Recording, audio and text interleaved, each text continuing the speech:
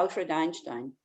And so you might know the quote, and I want you to, we will read it together. Okay, doesn't open. Seem to be some problems there. Can you see the text? Somebody needs to say yes, because I can't see you anymore. Yes, now we can see it. Yes. Okay. So we'll read it together. A human being is a part of the whole, called by us the universe, a part limited in time and space. He experiences himself, his thoughts and feelings, as something separate from the rest, a kind of optical delusion of his consciousness. This delusion is a kind of prison for us, restricting us to our personal desires and to affection for a few persons nearest to us. Our task must be to free ourselves from this prison by widening our circle of compassion to embrace all living creatures and the whole of nature in its beauty. Nobody is able to achieve this completely, but the striving for such achievement is in itself a part of the liberation and the foundation for inner security. So the problem why we are separated from our goodness, from our good heart, is that we have very, very deep sitting habits of reacting to certain situations. Another one is that we have high expectations that the world should do what I want the world to do. Yeah, we can see that even small things like this, that we can't, you know, I'm not coming, or you're not in the right link, and things like that, especially with the internet, one can get so impatient, and then it's not solving the problem. And intellectually, we do know that it's not solving the problem, but still, kind of because of habits and of tendencies, then we keep reacting like this. And what it is due to also, one thing is that we're not very clear on what we want. So when we speak about good heart, maybe you can put it in the chat. When I speak about good heart, maybe we just do a short reflection also, that might be good. So we just go inside and we listen to ourselves.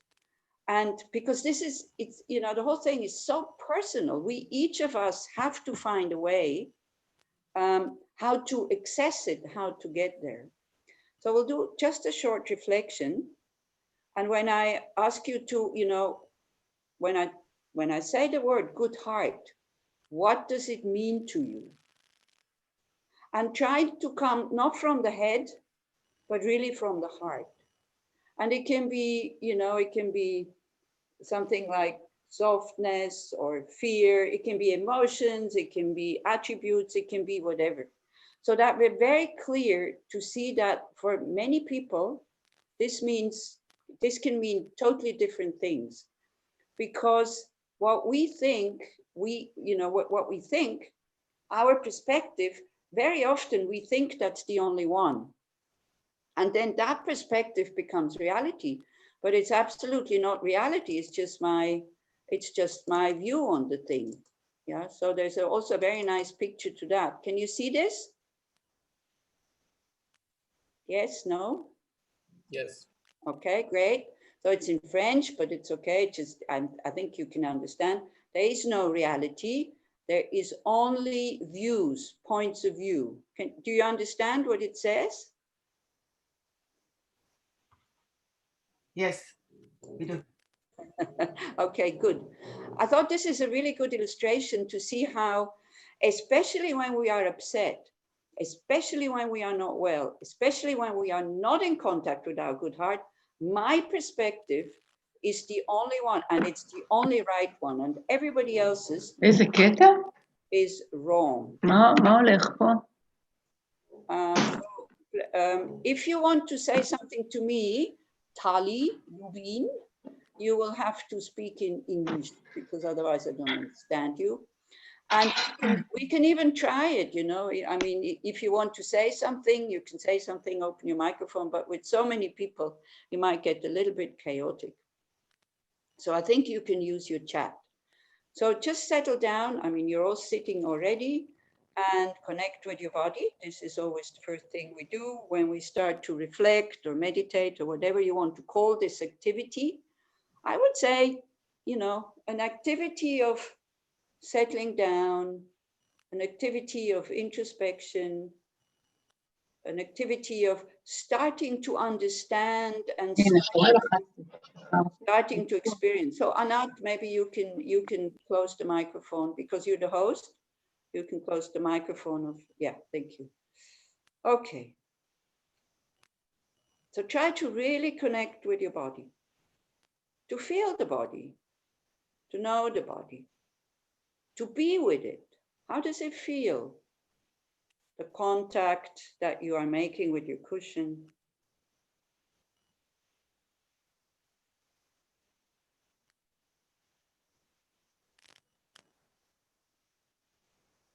Maybe the temperature.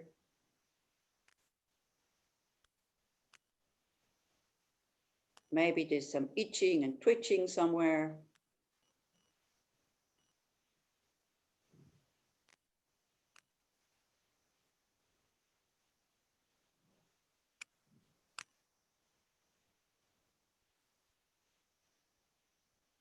And just to ask yourself, you know, when I hear the word open heart, what comes up? So again, don't come from the head. Come from something a bit deeper. And then if you want, you can write it in the chat. And there's nothing that is right or wrong, because as we said, it's just, exactly, it's just like exploring. What does that mean? So the good heart, listening. The good heart is no anger. The good heart is compassionate.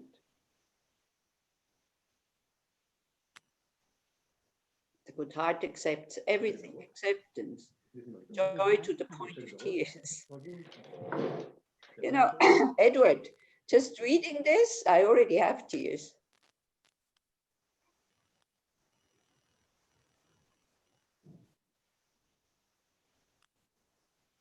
The rising sun, not in the desert though. Accept others as they are. That's the big one, isn't it? Accept others that they are. Embracing, being wide open.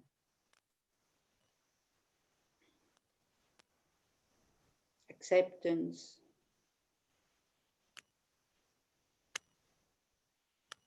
Okay. How does it feel? Acceptance and spaciousness. How does it feel? Acceptance and spaciousness. Safe.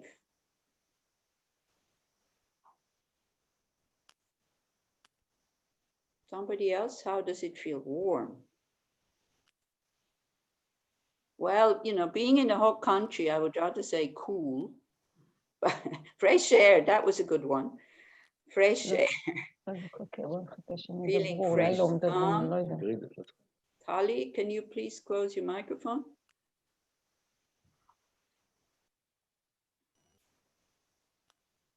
Okay, so I think we all got the message.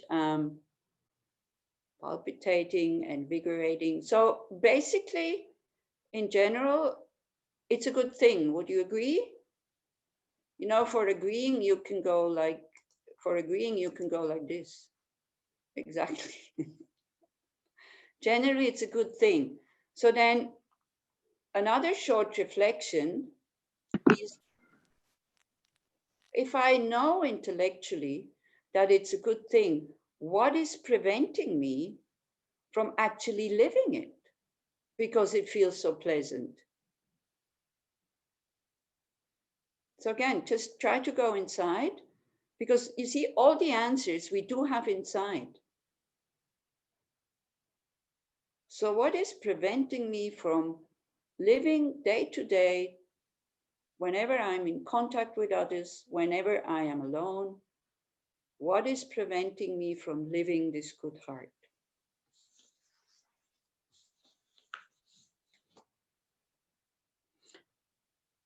Is it possible at all? What, to have a good heart? I don't know. Security. Lack of security or security?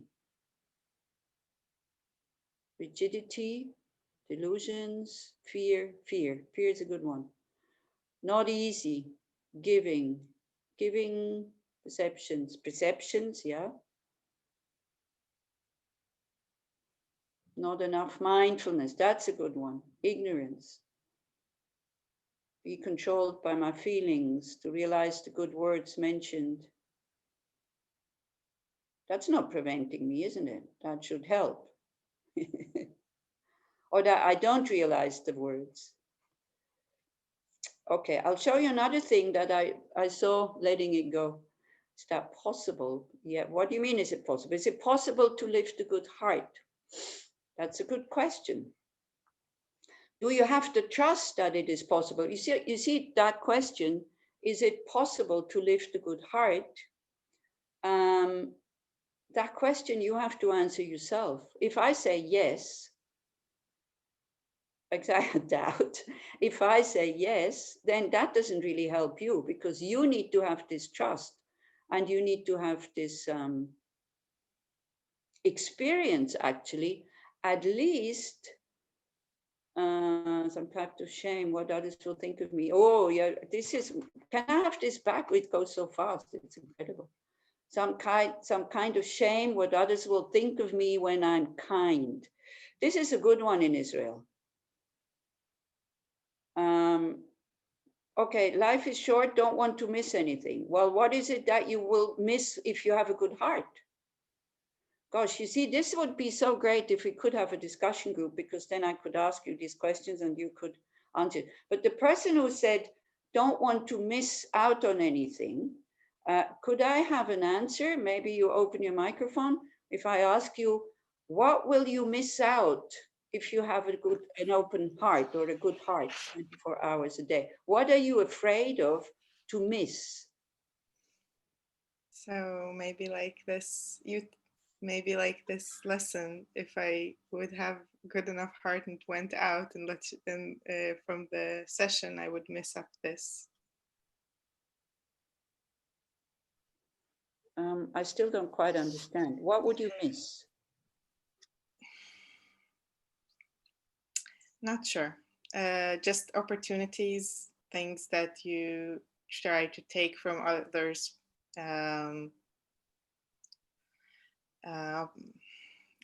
It's not really clear, but it's a feeling. Okay.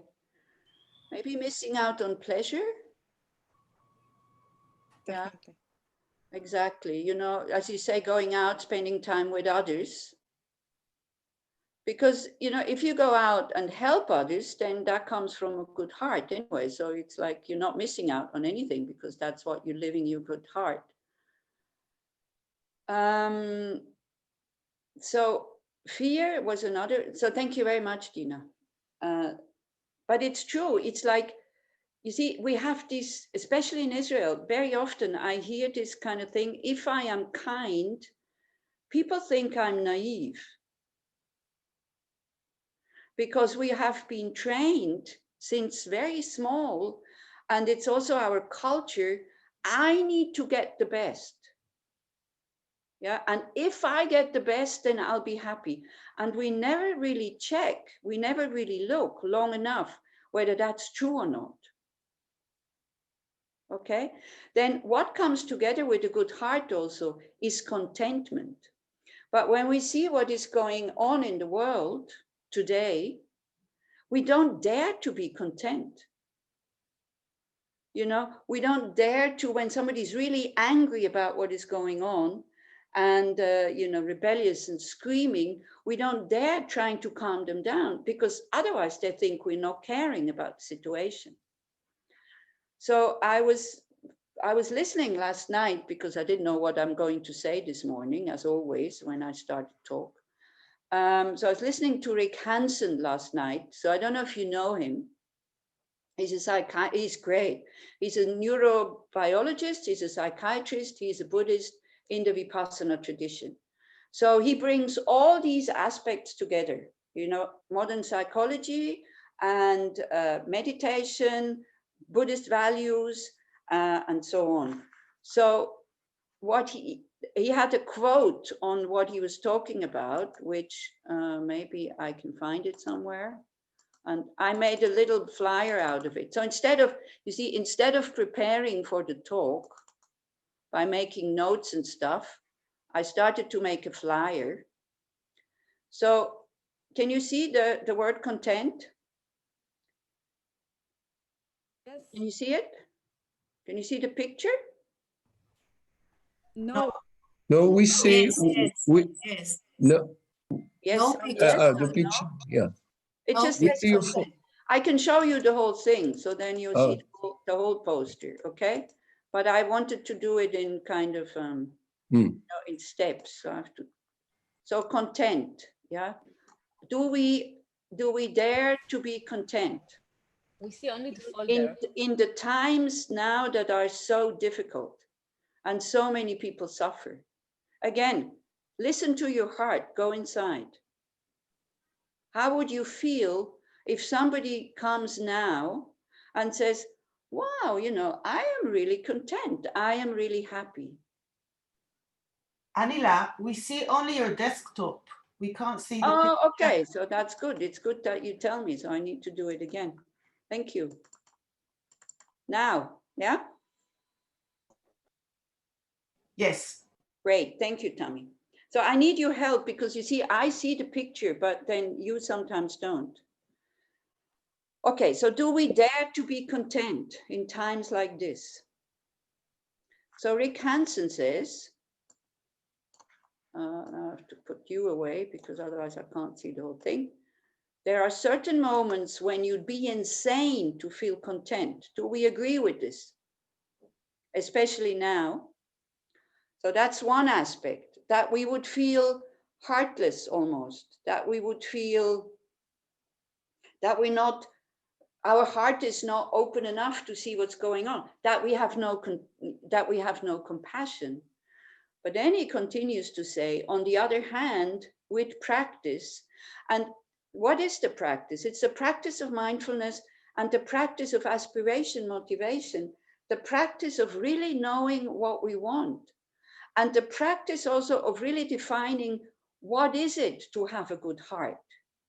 Is it saying yes to everything that is going on? Or is it just even in the face of difficulties, you know, all these wonderful words that you wrote, acceptance, calmness, openness, spacious, is it that?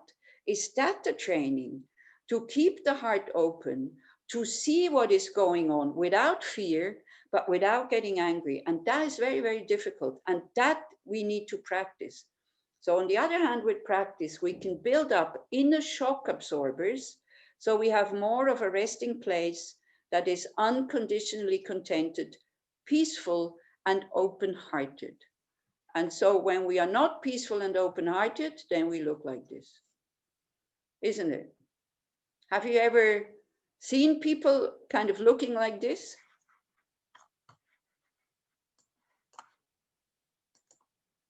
Huh? Have you ever seen people looking like this? Yes. Have you ever felt like this? Yes. Yes. Yeah. Tommy says yes.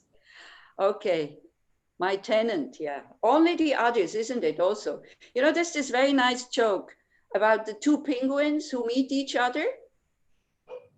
You know that joke about the two penguins who meet each other? So the two penguins, they meet each other and then they say, yeah, we are very similar. We both have the same problem. You. Do you understand? Yeah. My problem is you, and your problem is me, but for you, I am also you. Yeah. So this is how we are. It's always the others.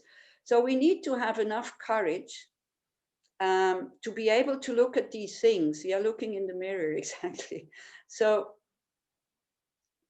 then what are our antidotes? So we need to develop antidotes. So one of these antidotes is contentment, and it's to very consciously go to see the goodness in us, the goodness in others, and as Einstein says at the beginning, the connectedness. You see, like we have a tendency only to kind of to concentrate on the negative. If somebody harms me, if somebody is unkind to me, sometimes, I'm not talking about big things, I'm talking about small things. So that remains engraved in my memory for a very, very long time. And every time I think about the person, then the heart closes. Whereas if somebody is kind to me, I have a very open and very nice feeling at the moment, but somehow it doesn't get carved in. And if we look, like, again, did Einstein learn Buddhism? Okay, now, you see, we have to know what is Buddhism. Okay, if it's the cultural thing, no, Einstein didn't know that. But if and not just Buddhism, all religions, okay? If Buddhism or the other religions are instructions how to think so you can be happy, then yes, Einstein knew Buddhism. But you see, he knew his mind. He was a scientist, and Buddhism is science, the science of the mind, the science to understand what brings happiness and what brings suffering. And for that, we needed the Buddha. But I didn't want to make this Buddhist, by the way, because it's Yom Kippur, and many non-Buddhists are watching. So you might have noticed, the ones who watch the talks also sometimes, that my perspective is different.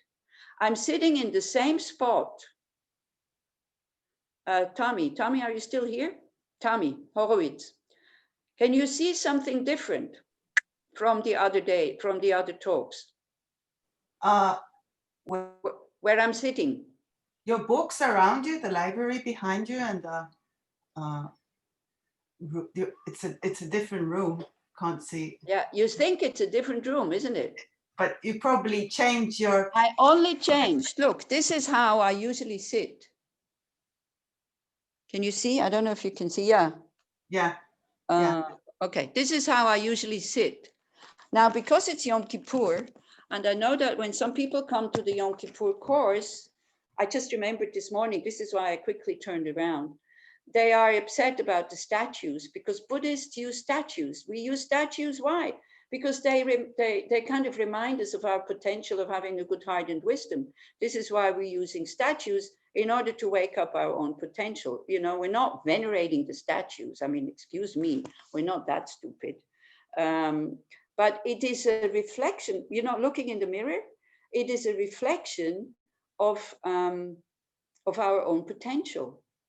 Peace, and I look at the Buddha, which now you can't see, but I can see him. If I look at my teachers, which are kind of up there, and I see them as role models, then I get inspired.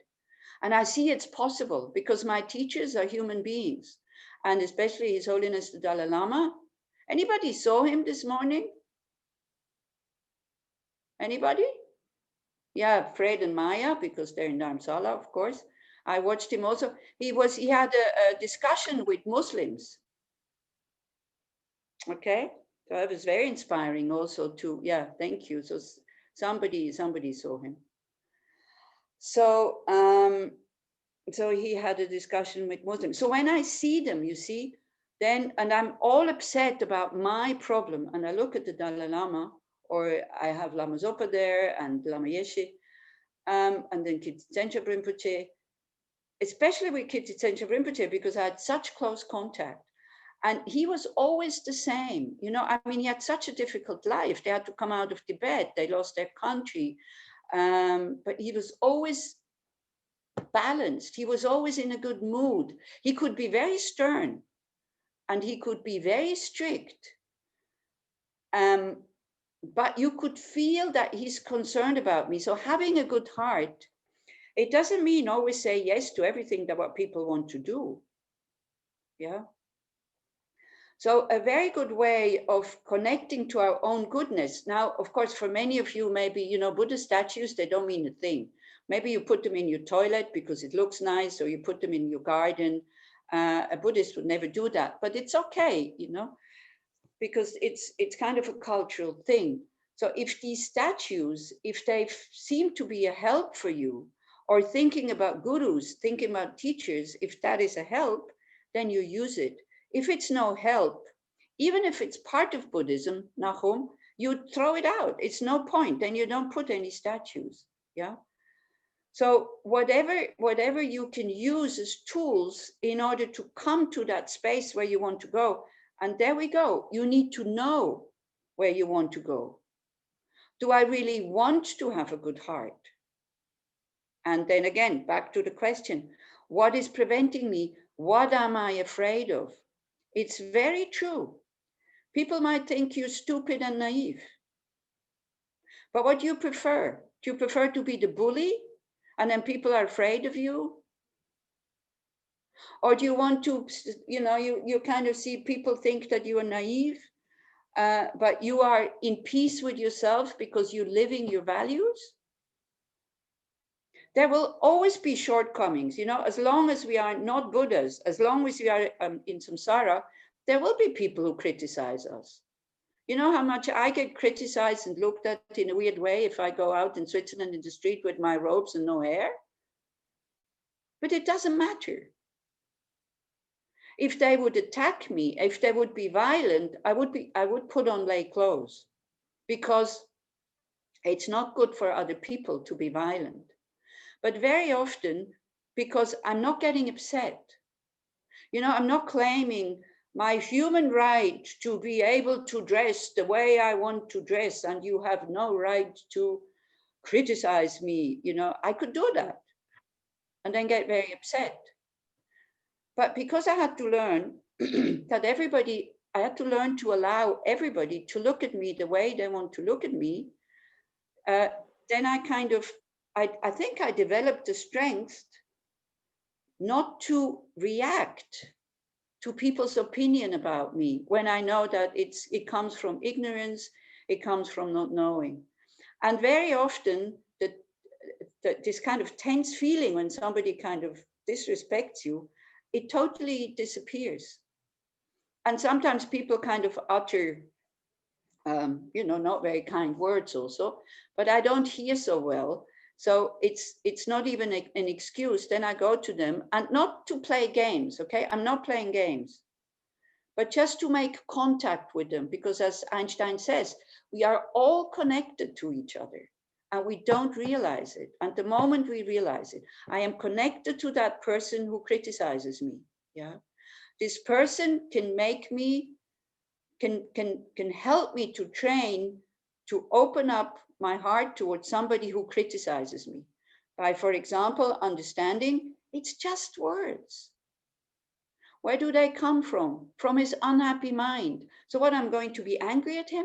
It's going to make him even more unhappy. Yeah. So then I usually go up to them and say, look, I'm sorry, I didn't understand what you said because I don't hear so well, because it's true.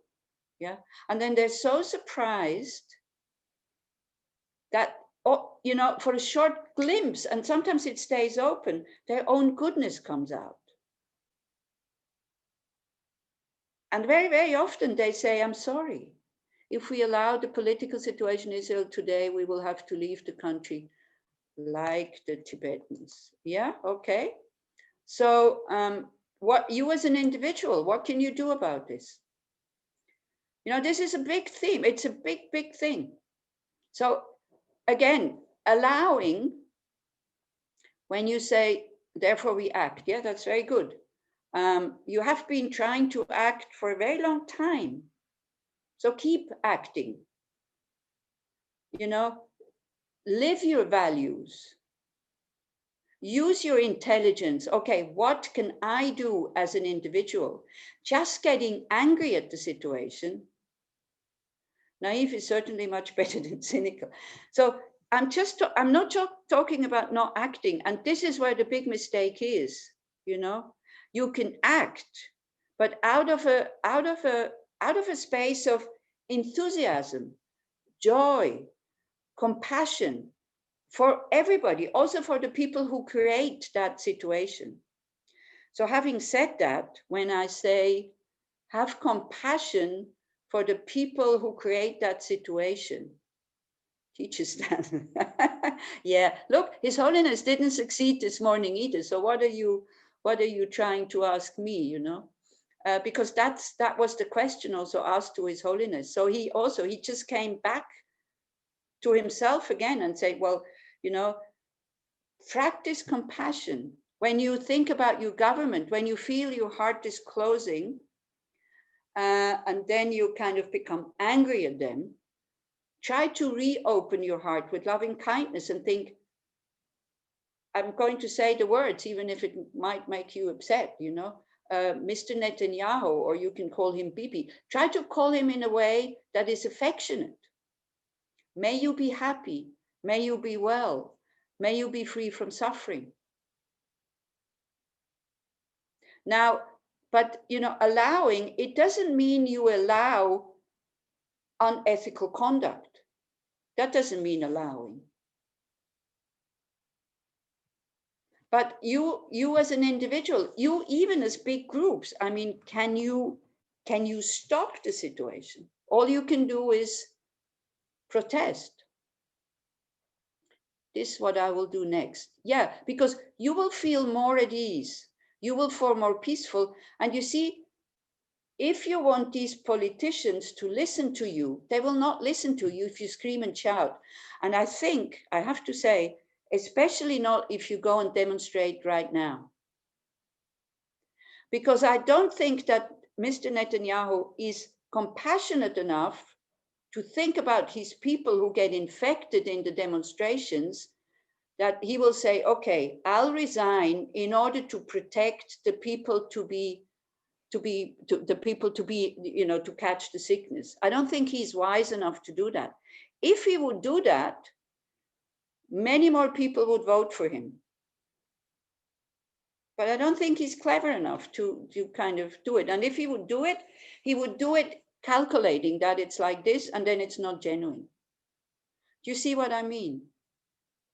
So the same as what Rick Hansen is saying. So you can, Rick Hansen, by the way, I can write it in the chat. His name is like this, Rick Hansen. Okay, you can find many talks of his in the internet, and this was about contentment and anger, I think. So you can listen to the talk, and I opened the thing again here, that we have to remember that. Oh, it doesn't open. There, you can see it, yeah?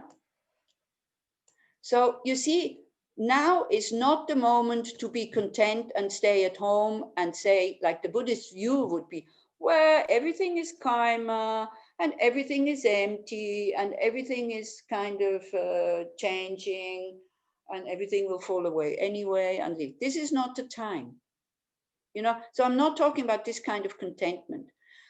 Contentment, open heart, good heart. I'm talking about all these attributes you took into the chat. When we go into the situation, in order to change something, in order to do something, it's very good first to work on yourself, to go in there with joy, with enthusiasm, with compassion, not with despair.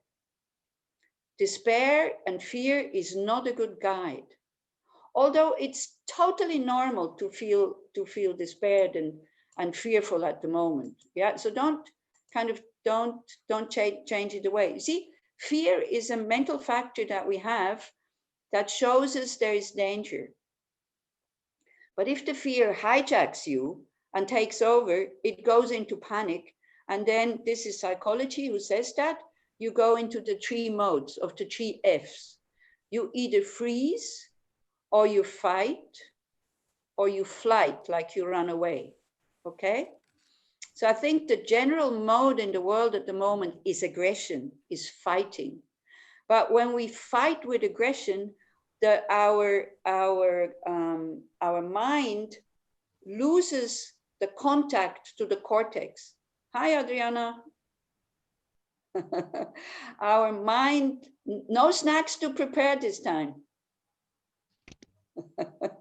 Our mind loses contact to the cortex, and then we lose what the Dalai Lama says is the most beautiful thing that humans have, our reasoning. You know, so of course you should protest. Of course you should show your discontentment. But I know it's funny to say that, but somehow with a content mind. Content meaning open, calm, peaceful. Peaceful doesn't mean weak. You see, that's another thing we mistake. Peaceful for being weak. You know, oh, I'm too afraid to react, therefore I'm peaceful. That's not peaceful, because your anger sits inside. But peaceful would be saying, okay, what would be the best way to change the situation? And now I want to show equanimity, exactly. Now I want to show you another thing. You know, thank you for the internet. I tell you, all these wise things I got from the internet. They're not from me, so that you know that. Oh, excuse me, sorry. The ones who come for the Wednesday talks, you already saw it once. Can you see it or not? Probably not. Yes, yes. Yes. Yeah, not my, yeah, when it says the bench with the ocean. Yes. Yes, Okay. we see it. So this is the question, you know, at the end of the day, at the end of the week, at the end of my life, I want to be able to say that I contributed more to the happiness of all beings than I criticized. That can be another guideline, you know, in what way can I contribute to the happiness of others? So, for example, you know, just to that, just to be, I don't have to contribute to more aggression and to more hurt and to more harm. I'm not so much talking about the demonstrations. Now I'm talking about the people around us. You know, may I not bring the aggression that I have when I look at the political situation to generate the wish, because these wishes and these thoughts, they transform into emotions. To generate the wish, may I not bring more suffering, more instability, more aggression into this world. This we can do, that we don't contribute to it. And to do acts of kindness in whatever way you can.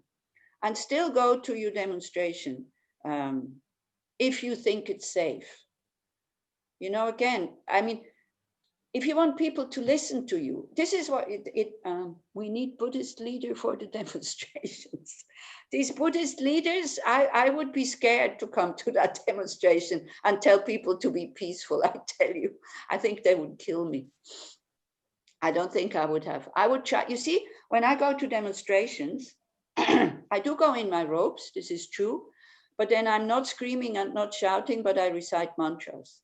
So I'm physically present to show my discontentment with the situation, like the climate. In Switzerland, we have climate demonstrations. But I am not screaming and not shouting. And this is what, again, you see, when the situation in Switzerland is pretty good, so it's easy to be content and it's easy to be peaceful. But most of them are kind and loving. Which ones? The ones in the demonstration. Okay. So if your country lets me in, then I'll come. You know, I can't come because I'm the demonstrators. Yeah, okay, thank you. Are they wise? They kind and peaceful, you say. Are they wise to go on a demonstration right now? Have they been wise from the beginning? Not the cops, okay? Not the cops. Some people go there and do a meditation. So that is very good. So join those people. Join the people who are peaceful. Demonstrations against Bibi are not violent. Lonely policemen can cross thousands of people. I couldn't read the whole thing. Okay, thank you for changing my view on demonstrations. But somehow, you know, even here in Switzerland, sometimes, so, okay, so you go there peacefully. That's very good. So keep going there. But sometimes the demonstration gets hijacked by violent people. So then you'll have to stand up against the violence. Then you have to stand up against the violent demonstrators if you can do that. I think the language used by many of the protesters are very, very violent. Okay, I just come to that. What happened in Switzerland in the last climate demonstrations, it's usually young people who do those. And I tell you, I am very, very inspired by those young people. Because I remember me when I was 18, in 68, I would go in the street and shout against the Vietnam War and against, animal thing and against atomic power plants, very, very violently. At the same time, I was hating my mother. So it doesn't make sense. I am asking the Americans to stop the Vietnam War, but I'm angry at my mother and I don't like her. So Buddhism kind of showed me that this is a little bit kind of doesn't make sense. I can't shout for peace somewhere and then be unpeaceful at home. It's not, that's not coherent. So then in these climate demonstrations, also the young people, they're very reasonable. They have very good arguments, but older people, they come very violently and they just want to shout out their frustration and their anger, and then it becomes very violent. So I was there, and then one maybe 50-year-old man, he had a tablet and he was reading out numbers of, it's a good place to create the change, exactly. So he was reading out numbers of, CO2 or whatever it's called and all this. And then so he was going like, give me an F, give me a U, give me a C, give me a K. What does it mean? Fuck the system, fuck the system. And then one about maybe 16-year-old girl, she took the microphone away from him and he said, excuse me, fucking is a sexual act. We bring this together with with love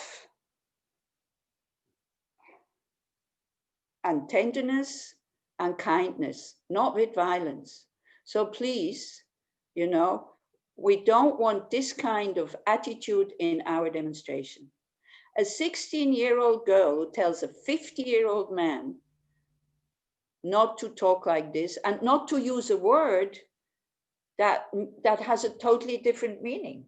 Yeah, like the act of making love should not be violent.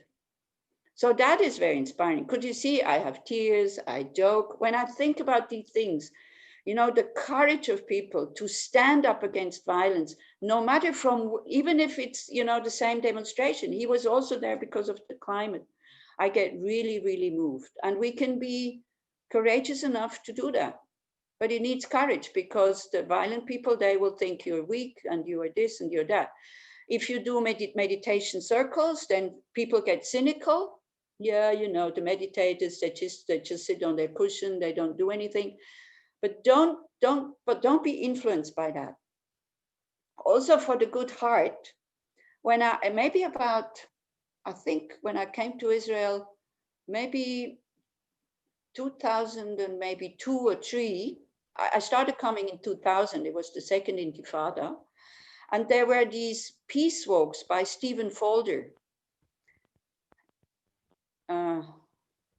Okay, David, if I would be in Israel now, I would maybe ask you to stop writing messages, because I'm getting distracted a little bit. I know David really well. He comes to every Yom Kippur course. So sometimes there also, I have to say, to just listen, and his opinions are very good and it's great, but I need to finish with this so that we can have a break and then do the meditation anyway. Thank you, David, for all your kind messages. I know they come from a good heart. So thank you very much.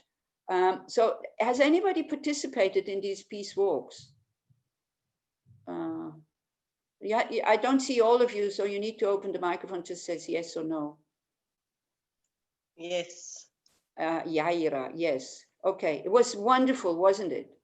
So the rules there, Elisheva also, wonderful. So do you remember the rules? The rules were silent.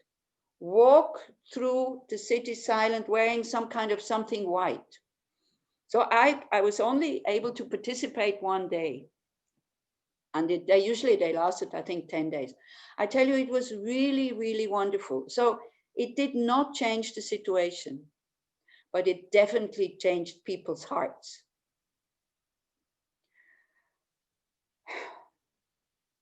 You see, if I talk about kindness, I cannot give talks because I start crying, okay? So what happened? Because you see, these people, they got attacked because they were walking through Arab villages and Jewish villages. So they got attacked from both sides. Like the Israeli Jews, they would attack them for being traitors and not fighting against the Palestinians, because then it was the Palestinian issue, yeah? And not fighting against the Palestinians. The Palestinians would attack them for being Jewish and not understanding what it means to be Palestinian. So all they had to do was to train to keep a peaceful mind. And in the evening, they would talk. And as Elisheva says, they would talk and they would sing. And so maybe Yaira or Elisheva, can you confirm this? Can you say something about this also? The effect it had on you?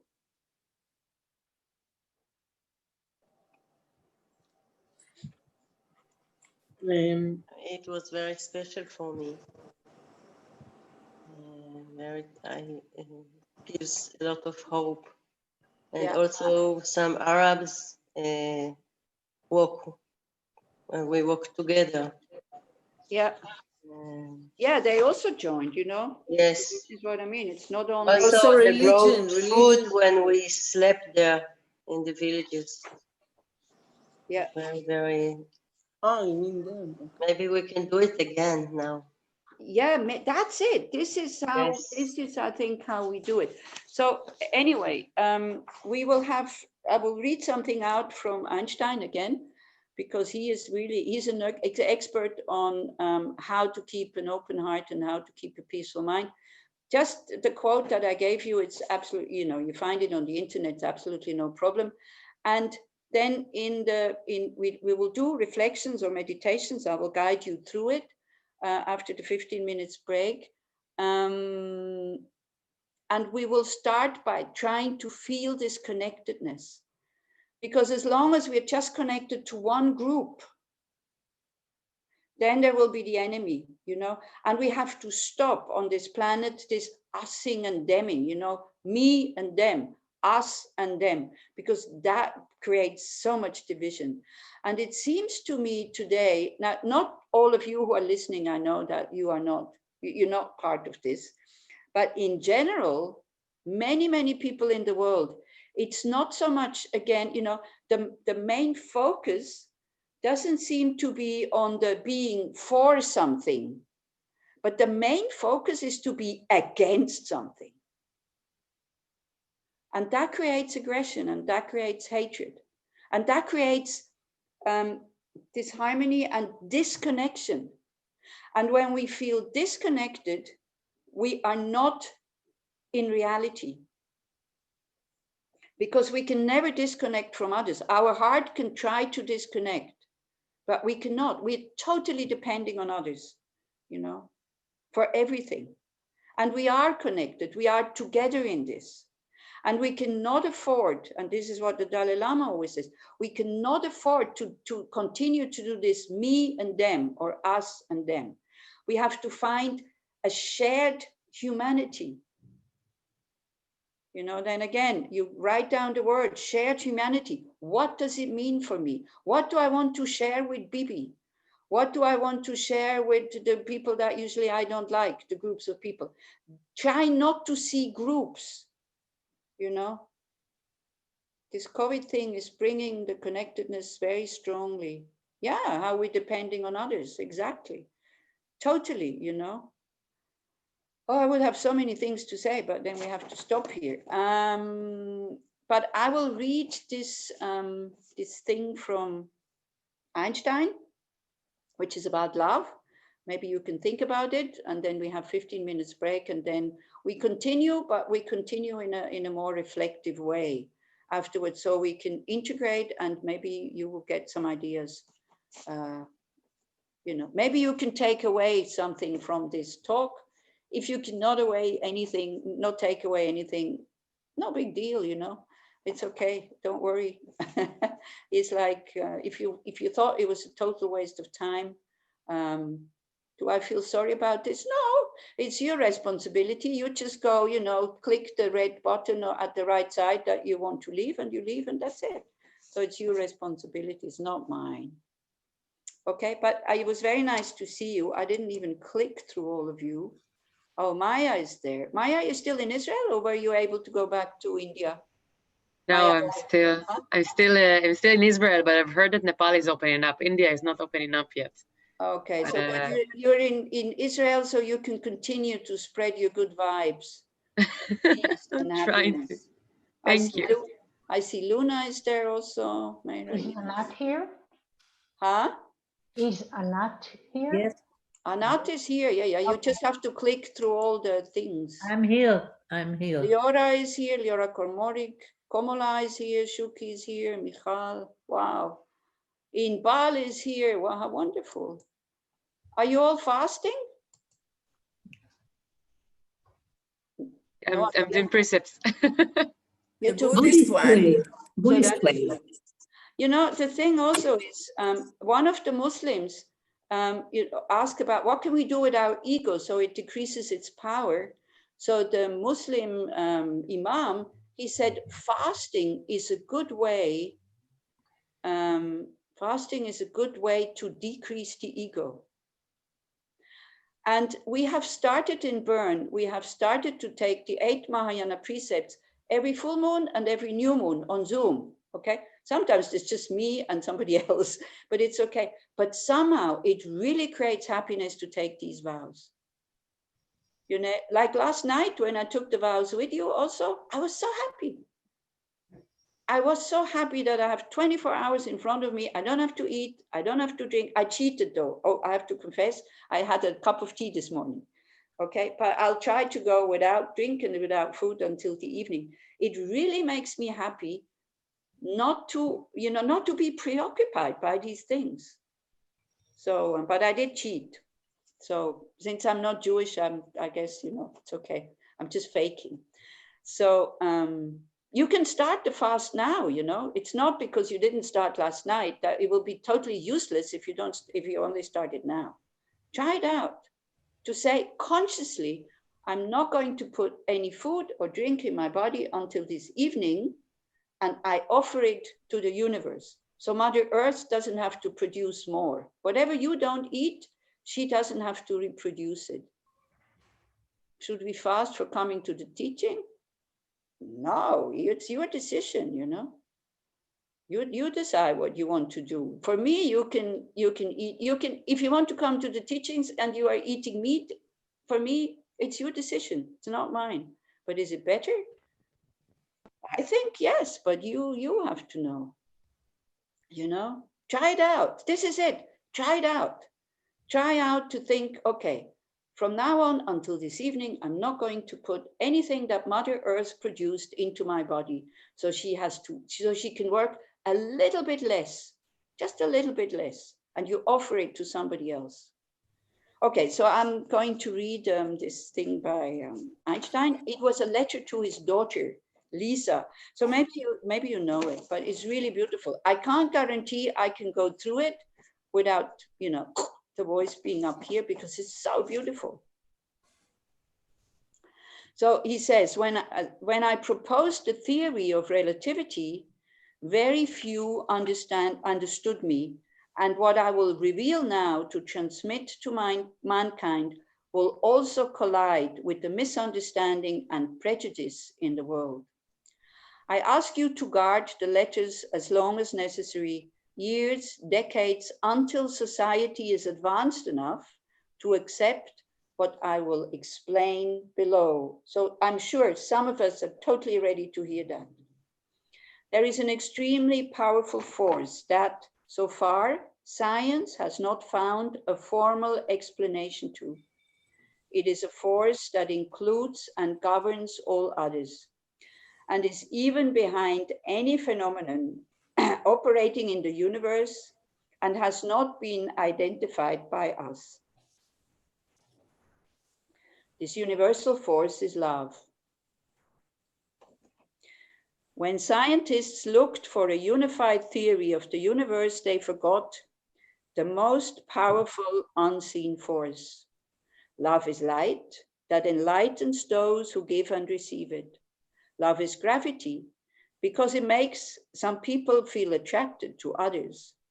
Love is power because it multiplies the best we have and allows humanity not to be extinguished in their blind selfishness. Love unfolds and reveals. For love we live and die. Love is God, and God is love. This force explains everything and gives meaning to life. This is the variable that we have ignored for too long. Maybe because we are afraid of love, because it's the only energy in the universe that man has not, has not learned to drive at will. To give visibility to love, I made a simple substitution in my most famous equation. If instead of E equal mc2, we accept that the energy to heal the world can be obtained through love, multiplied by the speed of light squared, we arrive at the conclusion that love is the most powerful force there is, because it has no limits. After the failure of humanity in the use and control of the other forces of the universe that have turned against us, it is urgent that we nourish ourselves with another kind of energy. If we want our species to survive, if we are to find meaning in life, if we want to save the world and every sentient being that inhabits it, love is the only one and only answer.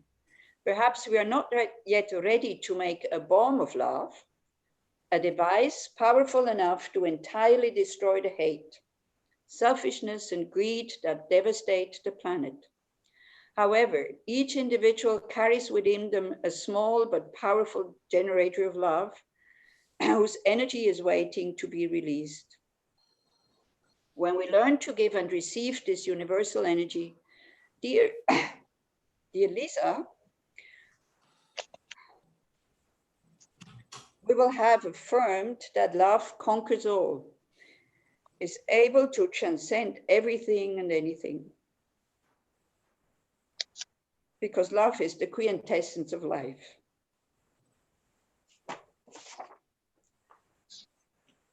What do you think? Can we do it?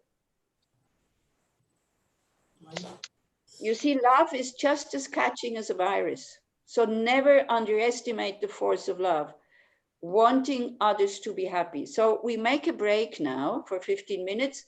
And what I'll do, if you can just leave on the thing, yeah, is that possible, Anat? You just leave it on? No, we will close it, but after the break, there will be no limitation about the number of people that can Okay. Okay, so we'll do it in the meditation, because I don't know if you know the chant of loving kindness by Ime Oi. I will put it on, and sometimes just hearing it and reading the words, I tell you, is enough to become peaceful. So it's a very, very simple tool. Once you get familiar with it, at the beginning, I didn't like it. I found it very, very kitschy. You know, kitsch, you know the word kitsch as Jewish people, yeah? Okay. But I got used to it. So we need to get used to these things. And because I bring it into connection with the relic tour, because this is where they play it. So it's the relic tour and the relics kind of emanating this energy of love, which you just have to be there. You feel peaceful. I mean, I don't know if anybody has experienced it, but it's really amazing. Even people don't know what is this, you know, they go like, what's going on here? So, and then hearing this music, so when I bring it in connection with this, then the heart opens. And now, you know, I listen to it, I open up and become peaceful. So I will also turn it on a bit in the reflection, then in the meditation. Okay. Do you think 10 minutes break is enough? Because then it's 11:30. Is okay? Okay. Instead of 15? Yeah, Yeah. I work better. I'm Swiss. I work better when it's like half hour, half hour. What to do, habits. Thank you very much for listening. Thank you very much for having interest in generating a good heart. I mean, this is so wonderful. You know, we are like all of you, you're such a present to the world. Imagine, you know, and we can spread this interest in bringing, not being afraid of bringing love into the world, the good heart, you know, wanting others to be happy, not wanting others to suffer. Have a good break. Thank you.